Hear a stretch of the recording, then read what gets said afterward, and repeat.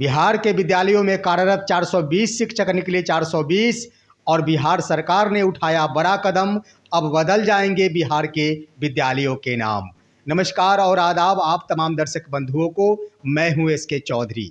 साथियों, एक बार फिर से आप सभी के बीच हाजिर हूं बिहार के शिक्षा जगत के अहम खबर लेकर। जहां एक तरफ 420 शिक्षक 420 में पकड़े गए हैं, वहीं बिहार सरकार ने एक बहुत बड़ा कदम उठाते हुए बिहार के विद्यालयों के नाम परिवर्तन करने की ओर अपना कदम आगे बढ़ा दिया है। इससे पहले कि इस पर हम विस्तार पूर्वक चर्चा करें, जिन्होंने अभी तक हमारे इस चैनल सुसत्य वचन को सब्सक्राइब नहीं किए हैं, वो कृपया सब्सक्राइब कर लेंगे।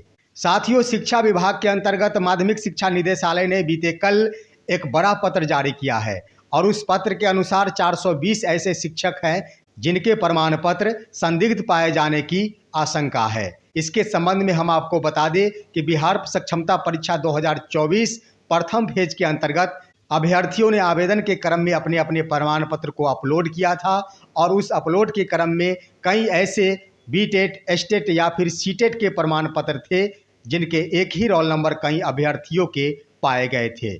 ऐसे में बिहार सरकार के शिक्षा विभाग ने उन पर सवाल उठाया था कि आखिर ये सभी के सभी शिक्षक फर्जी तो नहीं है।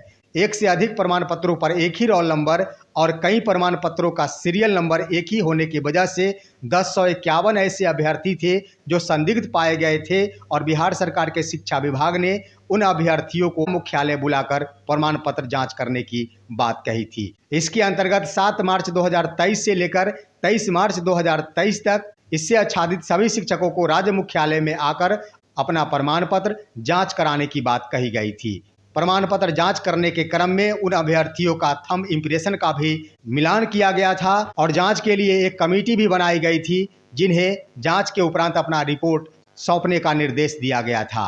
साथियों, हम बता दें कि 1051 अभ्यर्थियों में कुल 549 अभ्यर्थी ही अपने अपने प्रमाण पत्र लेकर उपस्थित हो पाए थे, जिनके प्रमाण पत्रों की जांच की गई थी। साथ ही साथ थंब इम्प्रेशन का भी मिलान किया गया था।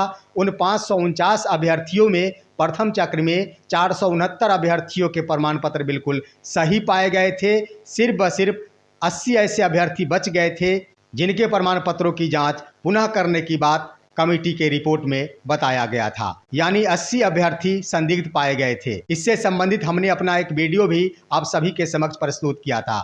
साथियों, उधर 1051 अभ्यर्थियों में से जहां 549 अभ्यर्थी उपस्थित होकर अपने प्रमाण पत्रों की जांच करा लिए थे, वहीं बीते कल एक पत्र जारी करते हुए माध्यमिक शिक्षा निदेशालय ने ये बात कही है। वैसे 420 अभ्यर्थी जिन्होंने प्रमाण पत्रों की जांच राज्य मुख्यालय में आकर नहीं कराई थी, उन सभी के लिए एक नया शेड्यूल जारी किया गया है और इनके प्रमाण पत्रों की जांच दिनांक 11 अप्रैल 2024 से लेकर 15 अप्रैल 2024 तक नया सचिवालय स्थित मदन मोहन झा स्मृति सभागार में किया जाएगा। साथियों, हम बताते चले कि प्रतिदिन 80 अभ्यर्थियों के प्रमाण पत्रों की जांच का शेड्यूल बनाया गया है। वहीं अंतिम दिन यानी 15 अप्रैल 2024 को 20 अभ्यर्थियों के प्रमाण पत्रों की जांच का शेड्यूल जारी किया गया है। 420 अभ्यर्थी वैसे अभ्यर्थी है जो बिहार के 38 जिलों से संबंध रखते हैं और तमाम जिला के जिला शिक्षा पदाधिकारियों को संबंधित अभ्यर्थियों का सूची भेजकर यह निर्देश दिया गया है कि संबंधित अभ्यर्थियों को हर हाल में अपने अपने प्रमाण पत्र जांच कराने हेतु प्रेरित करे और राज्य मुख्यालय भेजना सुनिश्चित करे। साथ ही साथ ये भी कहा गया है, अगर अभ्यर्थी अपने प्रमाण पत्र जांच कराने में अनुपस्थित होते हैं तो ऐसी स्थिति में उन अभ्यर्थियों को फर्जी करार दिया जाएगा और साथ ही साथ उन पर कार्रवाई भी की जाएगी।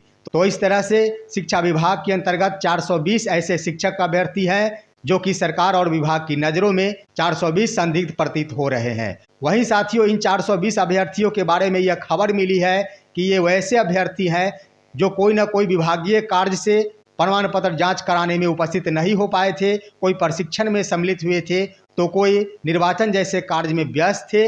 इन वजहों से तमाम अभ्यर्थी अपने अपने प्रमाण पत्र जांच कराने में उपस्थित नहीं हो पाए थे। उम्मीद जताई जा रही है कि 11 से लेकर 15 अप्रैल 2024 के बीच तमाम अभ्यर्थी निश्चित रूप से अपने अपने प्रमाण पत्र जांच कराएंगे। जांच के बाद अंत में वही परिणाम सामने उभर कर आएगा जैसे 549 अभ्यर्थियों में से 469 अभ्यर्थियों के प्रमाण पत्र बिल्कुल सही पाए गए। 80 अभ्यर्थियों के प्रमाण पत्र दोबारा जांच की जाएगी ठीक उसी तरह 420 अभ्यर्थियों के भी प्रमाण पत्रों की जांच की जाएगी और उम्मीद जताई जा रही है कि अब बाद को छोड़कर इन अभ्यर्थियों के भी प्रमाण पत्र बिल्कुल सही पाए जाएंगे। तो ऐसे में कह दिया जाए कि जहां चारों तरफ ये खबर फैलाई जा रही थी कि नियोजित शिक्षक भारी संख्या में फर्जीवाड़ा है और फर्जीवाड़े के रूप में उन्होंने सक्षमता परीक्षा के लिए आवेदन किया और एक ही प्रमाण पत्रों के आधार पर कई अभ्यर्थी बिहार के कई जिलों में नौकरी कर रहे हैं, इस पर निश्चित रूप से विराम लगने की अंतिम घड़ी आ गई है। साथियों, उधर बिहार सरकार ने एक बहुत बड़ा कदम उठाते हुए बिहार के तमाम विद्यालय नवसृजित विद्यालय और उत्क्रमित मध्य विद्यालय का नाम बदलने का योजना तैयार कर ली है। यह खबर आई है कि जितने भी नवसृजित प्राथमिक विद्यालय हैं और जितने भी उत्क्रमित मध्य विद्यालय हैं, उन सभी के नामों से पहले नवसृजित और उत्क्रमित शब्द को हटाते हुए इनके नाम के जगह देश या फिर राज्य के देशभक्त महापुरुषों का नाम जोड़ा जाएगा और इसके आधार पर ही विद्यालयों का नया नाम होगा। नाम बदलने की कार्रवाई शुरू कर दी गई है और नाम बदलने की अंतिम प्रक्रिया जुलाई 2024 में समाप्त हो जाएंगे और ये आशा जताई जा रही है कि वर्ष 2024 जुलाई माह में तमाम नवसृजित प्राथमिक विद्यालय और उत्क्रमित मध्य विद्यालयों के नाम बदलकर महापुरुषों के नाम से रजिस्टर्ड हो जाएंगे। उसके बाद उन विद्यालयों के नाम को यूडैश और ई शिक्षा पोर्टल पर अपलोड करते हुए नए सिरे से विद्यालयों के नाम तमाम पत्रों में उल्लेखित किए जाएंगे। साथियों, विद्यालयों के नाम तो बदले जा रहे हैं, लेकिन किन कारणों से विद्यालयों के नाम बदले जा रहे हैं, इस बात का पर्दाफाश अभी तक नहीं हो पाया है कि आखिर विद्यालयों के नाम बदलने से शिक्षा जगत में कौन से शिक्षा स्तरीय विकास होगा। परंतु ये कहा जा सकता है कि विद्यालयों के नाम से पहले देशभक्तों के नाम जुड़ जाने से छात्रों में देशभक्ति की भावना जागृत होगी। उम्मीद जताई जा रही है कि ऐसी भावना से प्रेरित होकर ही शिक्षा विभाग द्वारा विद्यालयों के नाम को परिवर्तित किया जा रहा है। परंतु विद्यालयों में कार्यरत शिक्षक, चाहे वो नियोजित शिक्षक हो या फिर विद्यालय अध्यापक हो, उनके नियुक्ति पत्र जरूर बदल जाएंगे। जहां उनके नियुक्ति पत्र में नाम के सामने नवसृजित प्राथमिक विद्यालय या उत्क्रमित मध्य विद्यालय का नाम उल्लेखित है, वही नाम बदलने के बाद उनके नियुक्ति पत्र निश्चित रूप से प्रभावित होंगे। शिक्षकों के नियुक्ति पत्र के संबंध में सरकार कुछ विशेष कदम उठाती है या फिर नहीं उठाती है, ये तो उनके द्वारा निर्णय लिया जाएगा।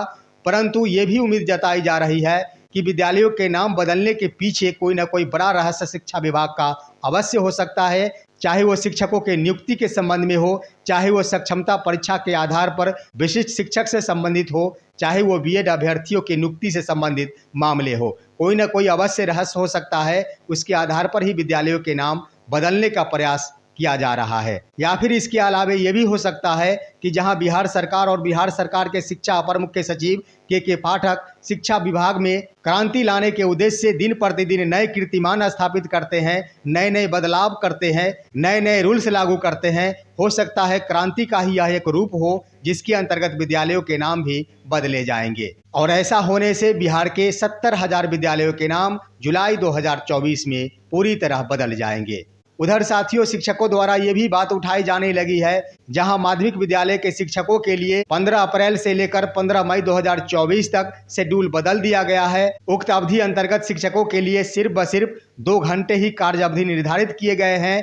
ऐसे ही पत्र प्राथमिक और मध्य विद्यालयों के लिए भी जारी किया जाए, जिसमें तमाम शिक्षकों को राहत देते हुए उनके लिए भी गर्मी छुट्टी का प्रावधान किया जाए। जहां पहले से यह पत्र निर्गत है कि प्राथमिक कक्षा के विद्यालयों का कोई विशेष कक्षा का संचालन नहीं होगा। प्राथमिक कक्षा के तमाम छात्र गर्मी छुट्टी में अपने घर पर ही गर्मी छुट्टी का आनंद लेंगे। तो ऐसे में प्राथमिक कक्षा के शिक्षकों द्वारा ये बातें कही जा रही है कि जब छात्र ही विद्यालय में उपस्थित नहीं होंगे तो तमाम प्राथमिक और मध्य विद्यालय के शिक्षकों को गर्मी छुट्टी का सुविधा भी दे दिया जाए और तमाम शिक्षकों को 15 अप्रैल से लेकर 15 मई 2024 तक विद्यालय आने से वंचित संबंधी पत्र निर्गत किया जाए। तो साथियों, ये थी आज की अहम खबर। आप सभी हमारे इस वीडियो को लाइक करेंगे, एक अच्छे से कमेंट करेंगे, साथ ही हमारे इस वीडियो को तमाम दोस्तों के पास शेयर कर देंगे। हम फिर मिलेंगे आपसे अगले वीडियो में। तब तक के लिए कहते हैं जय हिंद, जय भारत दोस्तों।